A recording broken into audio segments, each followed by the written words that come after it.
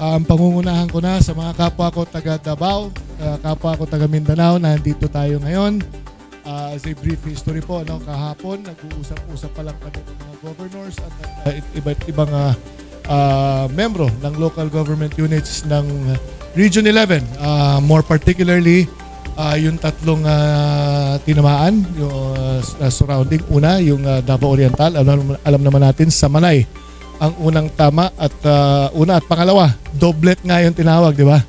So, kahapon pa lang, para lang ma-set natin yung background. Kahapon pa lang nag-uusap kami ng iba't ibang gobernador ng Davao Oriental, Davao del Norte at Davao de Oro. Naglilista pa lang tayo at nag-a-assess pa lang yung iba't ibang LGUs. Tinamaan na naman tayo nung alas 7 yata ng gabi. Nagpapasalamat kami dahil tayo iniisip pa lang natin. Alam naman natin kayo, madalas kong kausap pinag-uusapan natin ang kaunlaran ng Mindanao. Kasama dito yung partnership sa iba't ibang kawani ng gobyerno at sa pribadong sektor. Pangit man sabihin, ito yung mga panahon na kailangan natin sila, kinakailangan natin sila, hindi lang sa habang gumagawa tayo ng development plans, pero kung may tinatamaan tayo ng kalamidad, tinatamaan tayo ng typhoon, tinatamaan tayo ng lindol, palaging umaasa tayo ng tulong sa ating mga kapitbahay at sa ating mga kaibigan, lalong-lalo na nanggagaling sa Office of the President. So again, nagpapasalamat ang Mindanao Development Authority representing the different LGUs of Region 11, and dahil sa mabilis na pag-aksyon ng ating Presidente at natawagan at napagsabihan yung nautusan ang ating mga kasama ngayong umaga, buong araw sa pag-ikot at pag-assess at pag-check ng damage na dala ng lindol. So nagpapasalamat tayo at agarang pinapuntahan ng ating Presidente para siguraduhin na ang tulong na kinakailangan ng Region 11, ang tulong na kinakailangan ng mga iba't ibang LGUs na tinamaan ng lindol ay nandito. So again, on behalf of the Mindanao Development Authority, thank you Secretary Rex of the DSWD, thank you Secretary Sani of DepEd, and of course, thank you. Maraming salamat kay Secretary Vince Dizon ng DPWH. Thank you, sirs. Good afternoon po, Che Palikte of Philippine News Agency. Sir, may we know yung assessment po, and you have mentioned po kasi kanina, sir, with regards to the Manay District na hindi na siya magagamit. So could you give us more details about it? Yeah, unang-una po, ulitin namin ni Sec Rex, Sec Sani, and Sec Leo na kagabi pa lang, tinawagan po kami ni Pangulong Marcos para utusan kami to come here today. So, to number one, provide the most immediate relief necessary para sa mga kababayan nating tinamaan, lalo na sa Davao Oriental, yung epicenter nung lindol. So, kaya agad-agaran kaming pumunta. So, yung mga kailangan immediately na gawin, sinimulan natin actually kahapon pa lang. So kahapon nag-start ng road clearing ang DPWH, especially in Oriental, in De Oro, and in Norte. So sabay-sabay na yon. Yesterday afternoon nag-start na po ang road clearing. And as of today, this morning, completely passable na po yung ating national highways and pati yung mga provincial and municipal and city roads kini-clear na rin, at most of them are already passable except yung mga ibang roads natin sa mga bundok na tinamaan ng mga medyo grabing landslide, pero ongoing pa rin yung clearing doon, and hopefully in the next few days maging passable na. Yung roads and bridges naman natin, ina-assess natin, especially yung mga tulay, ongoing din yon, pero right now wala naman tayong reports ng mga may major damage, may mga minor cracks pero lahat naman passable. Next is, I think ang very important yung sinasabi mo nga, yung Manay District Hospital, kasi kawawa yung mga kababayan natin doon maraming injured and hindi magamit. So inassess na yon the whole morning. Unfortunately, ang assessment hindi maganda at hindi natin siya magagamit una. So it's too dangerous, and none of the, I think 7 buildings were cleared for use. So luma na naman talaga yung district hospital na yon, kaya in all likelihood kailangan ng complete reconstruction na nung hospital. later on, sasabihin na lang ni Sec Rex, no? Kasi very important yung interventions ng DSWD for the hospital. Ngayon, finally, yung classrooms natin, and Sec Sani will give a more thorough report, pero we have already committed na lahat ng mga minor, sisimulan na agad yung construction. Ngayon, yung may mga iba na kailangan i-assess muna yung ground mismo na tinatayuan ng mga eskwelahan just to make sure that the kids are safe, no? So tuloy-tuloy yan and mabilis nating papagawa yan kasi sabi nga ni Pangulo, we have to move fast to bring back normalcy dun sa situation. So that's all for DPWH. Good afternoon. I am Maya Padilla of Edge Davao. Siguro let's let Sec Rex and Sec Sani muna to give the brief. Well, kami sa hanay ng DSWD, we've said it kaninang tanghali sa ambush interview. Ang utos ng Pangulo naman sa DSWD, hindi nag-aantay ng sakuna bago tayo magsa-stockpile. Nationwide, we have millions of family food packs spread across 1,000 warehouses to include the Davao region. Before this earthquake, we had 100,000 family food packs sitting in our various warehouses in the Davao region. So ibig sabihin, kaya natin mag-respond any given time. On top of that, yung repacking centers natin sa Manila and sa Cebu, tuloy-tuloy mag-repack yun. 25,000 a day ang napoproduce ng mga repacking center na yon. So easily, we can also augment the needs kung may kakailanganin pa. Furthermore, may mga areas like sa Caraga na pwede rin namin gamitin yung mga stockpile nila doon. That's another 100,000 kung kailangan pa ulit dito sa Davao region. Interoperable yung mga offices namin. So pagdating sa pagkain, alinsunod sa utos ng Pangulo, walang pamilyang apektado ang magugutom. Sisiguraduhin niya ho yun. Pangalawa, pinag-usapan rin namin kanina yung temporary shelter, kami ni Sec Vince. Nakipag-ugnayan siya sa Philippine Red Cross at pagtutulungan namin ng Red Cross yung pagtayo ng mga temporary shelter para sa mga pamilya na nasira ang bahay at kakailanganin ng pansamantalang tutuluyan. Napag-usapan rin namin ng local government, provincial government ng Davao del Norte yung need nila for tents. These are the big tents na para sa mga hospital na may na-sustain na minor damages pero hindi muna nila pinapasok yung pasyente. Those tents have been deployed and then the last two big ones will be deployed by tonight para masigurado na yung mga pasyente natin is out of harm's way at hindi naka-expose sa elements. And last, natanong rin kanina yung recovery ng mga individual na mamamayan.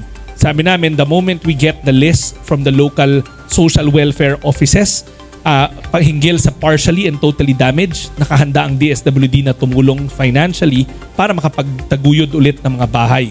Ito mga biktima natin. Rest assured, kahit na sabay-sabay na nangyayari, meron tayong typhoon effort sa Masbate, meron tayong earthquake sa Cebu, meron tayo ulit earthquake dito sa Davao, kayang-kaya ng DSWD mag-respond when it comes to the immediate food and shelter requirements and water requirements of our victims. Mayang hapon po. We just like to thank Secretary Leo for coordinating the local governments. Kaya maayos yung mga bisita namin. Galing lang kami ng Tagum and from Mati. So nandoon lahat ng local governments. Klaro po yung mga presentation at yung mga pangangailangan po ng bawat local government unit.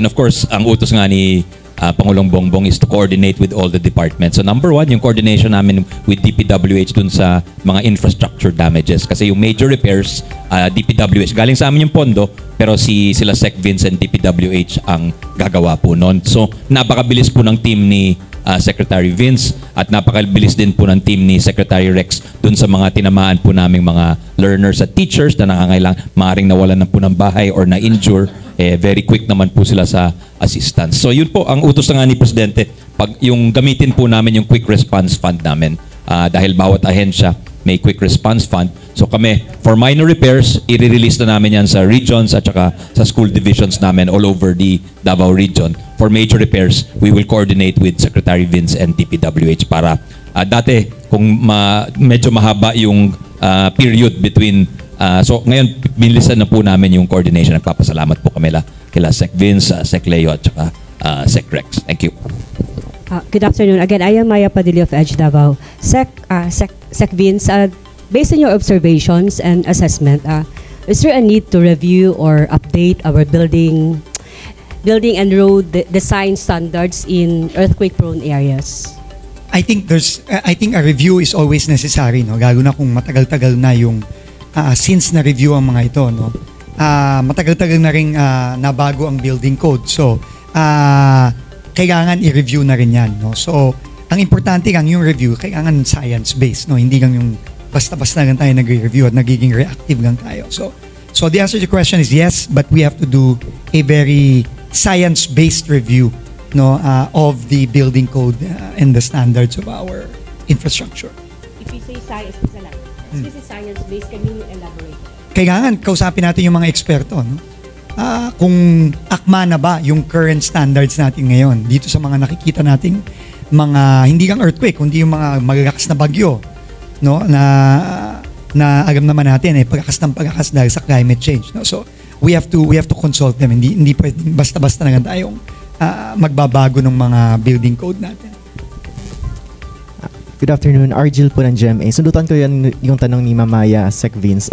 After ng Davao at Cebu quake, ano po yung magiging preparation ng Metro Manila, ng NCR sa mga possible na pag-collapse sa mga structure, possible sa Guadalupe Bridge, kung meron pong big one, at ano po yung update ng rehabilitation ng EDSA at saka po ng Guadalupe Bridge? Tuloy-tuloy naman yung efforts natin, no? Sabi nga ni Pangulo, no? We have to be ready all the time, no? So, on the part of DPWH, tuloy-tuloy yung pag-assess natin ng mga structures. At kapag kakailangan na ng retrofitting, retrofit natin. Yung Guadalupe is one example, no?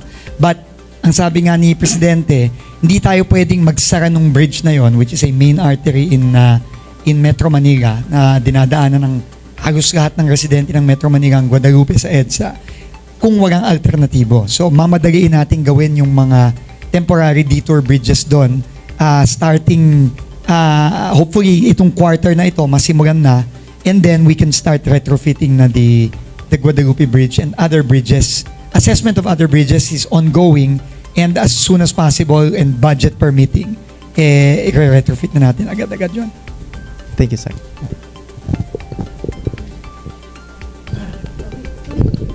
Sir, may mga recurring manifestation sa mga congressmen na investigate also Davao sa mga flood control. So what happened? Or tuloy-tuloy naman po yun, no? Lalo na ngayon meron na po tayong bagong special advisor to the ICI, si General Azurin. So I'm sure he just started 2-3 days ago, and I'm sure he has a plan to and we will coordinate with him kung ano yung plano niya on how to investigate, kasi sila na ang lead na nag-iimbestiga dito sa mga flood control projects. That's Davao City. All over the country. Yeah, I mean, all over the country. I mean especially for Davao, because Congressman Abante and some congressmen had been insistent on investigate also Davao. Ang direktiba ng Pangulo, lahat iimbestigahan. But specifically for Davao, may mga investigations na ba?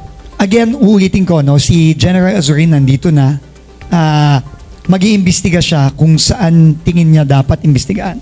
At ang under the EO na pinasa ng ating Pangulo, buong bansa yan. In fact, buong bansa at last 10 years yan. Hindi lang yan itong last 3-5 years. No? It's the last 10 years all over the country.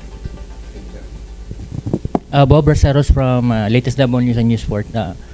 To Secretary Magno, what are Minda doing with regards to this disaster, sir? Are you going to provide financial aid, or what would be your office doing? Nandito po ang iba't ibang ahensya na tumutugon sa mga problema at pangangailangan ng mga naapektuhan ng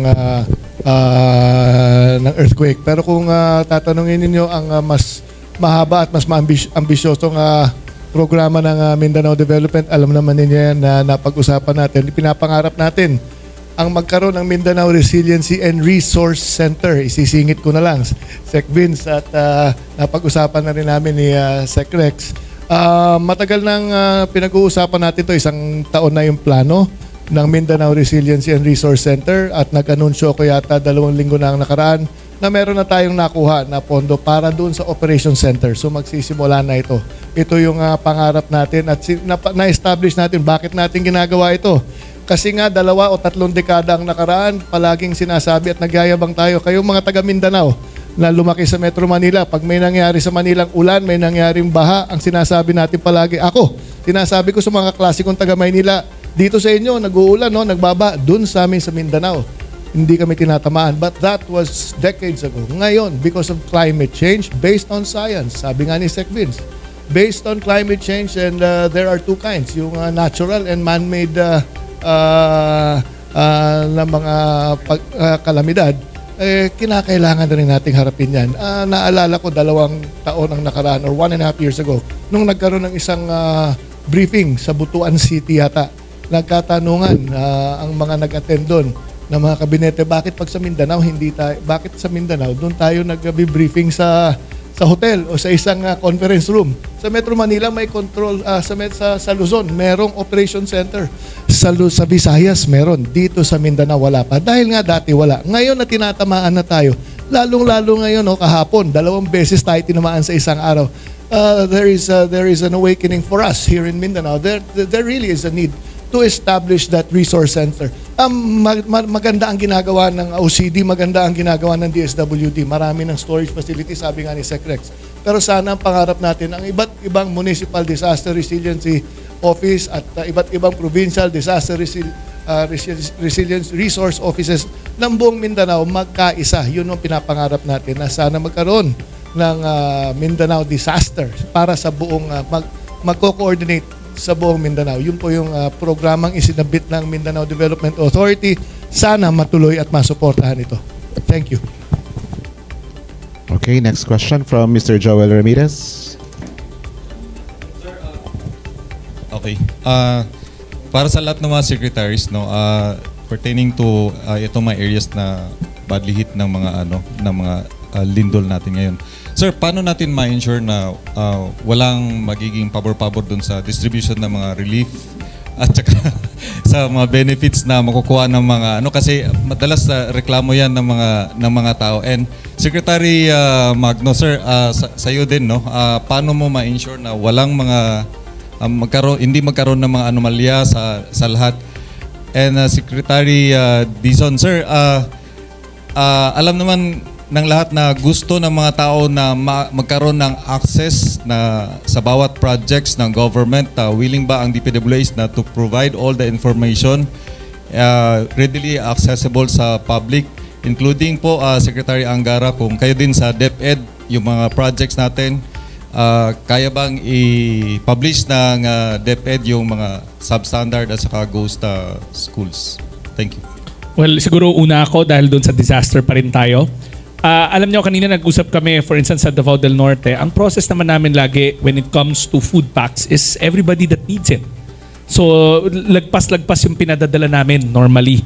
And it's up to the local government units to do the last mile. Ibig sabihin yung pag-distribute sa mga constituents. Inaasahan naman natin na nakakarating yan dahil tatandaan natin, mga licensed registered workers rin ang ginagamit ng mga local government units sa pag-distribute. So, may puso yung mga sa pagserbisyo yung mga social workers natin. So I trust full well na makakarating yan sa pinakamabilis na panahon sa mga nangangailangan. Pagdating naman sa cash assistance, ulitin ko rin ulit, ang mga registered social workers natin sa DSWD, pati na rin sa mga local government units ang nagsacertify. And when you say social workers, yan yung pinag-aralan talaga nila. We can expect the level of professionalism, compassion, empathy na yun ang mananaig kasi yan talaga ang nature ng mga social workers natin.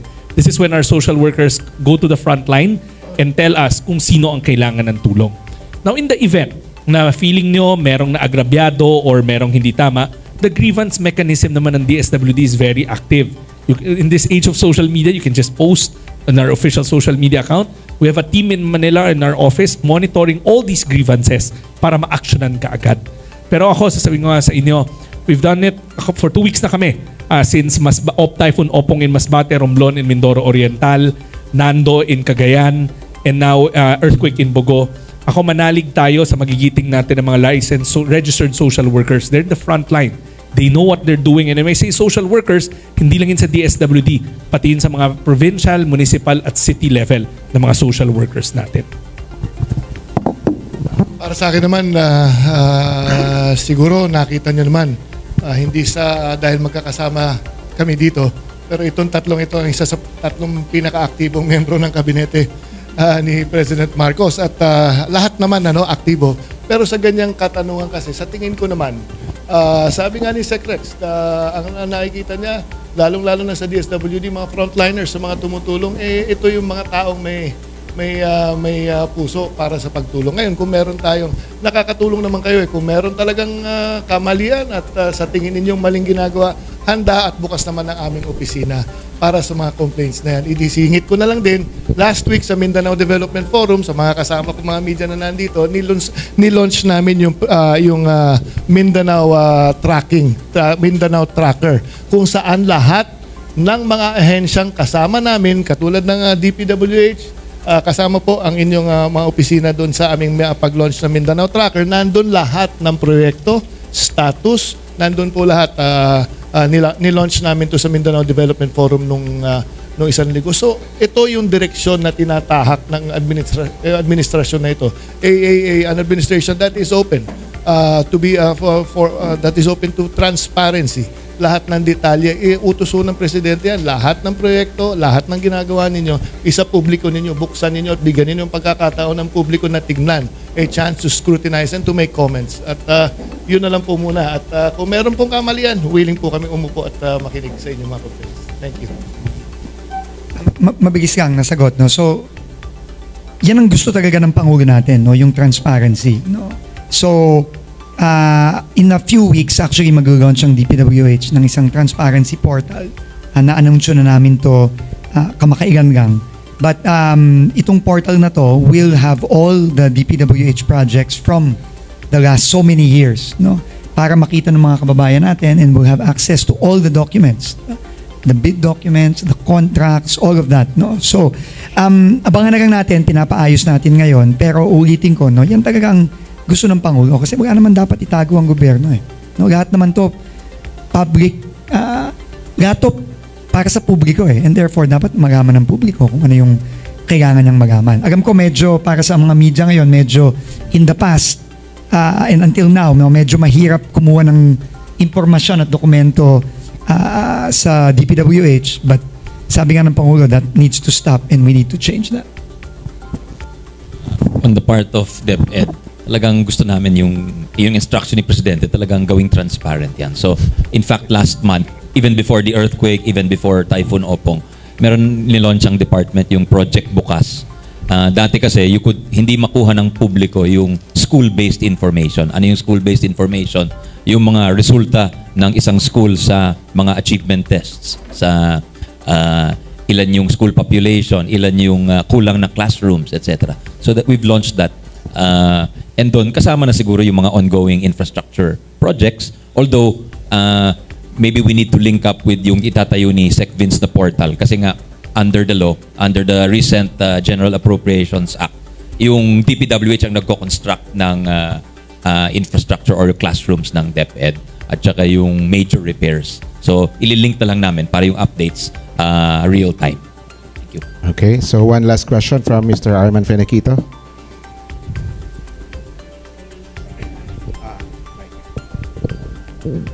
Kay Secretary Angara. Sir, given po na parang medyo disturbed po yung mga learners natin from that province, ano po yung kautusan natin from DepEd Oriental para mapatuloy pa rin yung pag-aaral ng ating mga learners? Walang standing instruction talaga ni Presidente is yung safety is number one.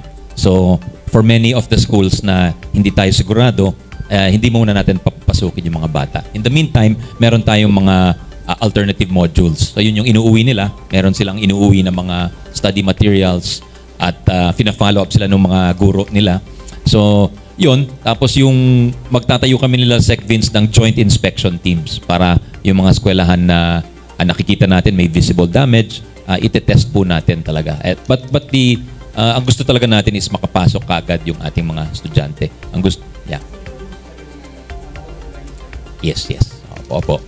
Pero kung kaya naman ng schools na synchronous, why not, diba? Pero I think the capacity is still very low for schools. Okay, that wraps it up. Daghang salamat sa tanan.